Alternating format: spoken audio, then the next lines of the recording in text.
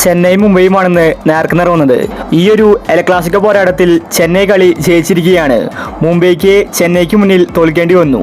159 റൺസാണ് മുംബൈ ഇന്ന് എടുത്തിട്ടുണ്ടായിരുന്നത്. എന്നാൽ മറുപടി ബാറ്റിംഗിൽ CSK 6 റൺസ് വെട്ടിച്ചിരിക്കുകയാണ്. ഇന്ന് ചെന്നൈ കളി ജയിച്ച ശേഷം ധോണി പറഞ്ഞ കാര്യമാണ് നമ്മൾ ഇന്നത്തെ വീഡിയോ നോക്കുന്നത്.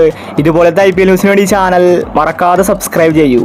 മുംബൈ ടീമിനെ ചെറിയ സ്കോറിൽ ഒതുക്കാൻ ചെന്നൈക്ക് സാധിച്ചു. അതുതന്നെയാണ് ചെന്നൈ ജയിക്കാൻ കാരണം. ഇന്ന് കളി കഴിഞ്ഞ് ധോണി പറഞ്ഞത് ഇങ്ങനെയായിരുന്നു: എനിക്ക് ഒരുപാട് സന്തോഷമുണ്ട്.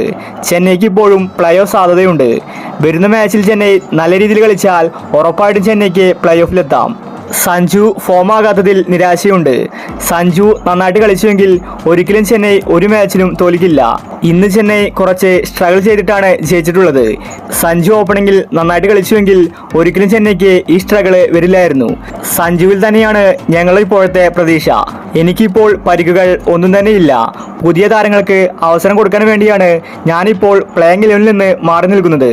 ഇനി അങ്ങോട്ട് ചെന്നൈ ടീമിനെ മുന്നോട്ട് കൊണ്ടുപോകേണ്ടത് സഞ്ജു അടക്കമുള്ള താരങ്ങളാണ്. അതുകൊണ്ട് കളി ജയിച്ച ചെന്നൈക്ക് അഭിനന്ദനങ്ങൾ അർപ്പിക്കുന്നുവെന്ന് ധോണി വ്യക്തമാക്കി. ഇത്രയും കാലമായിട്ട് ധോണി IPL നിന്ന് മാറി നിന്നിട്ടില്ല.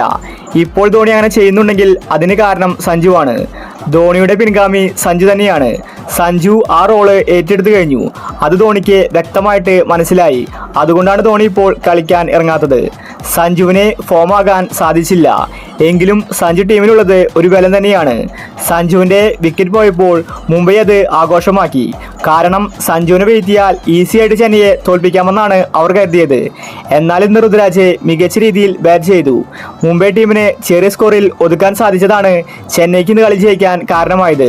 മുംബൈ ടീം അങ്ങനെ പ്ലേ ഓഫ് കാണാതെ IPL നിന്ന് പുറത്തായിരിക്കുകയാണ്. ഇനി അവർക്ക് മുന്നോട്ട് പോകാൻ സാധിക്കില്ല.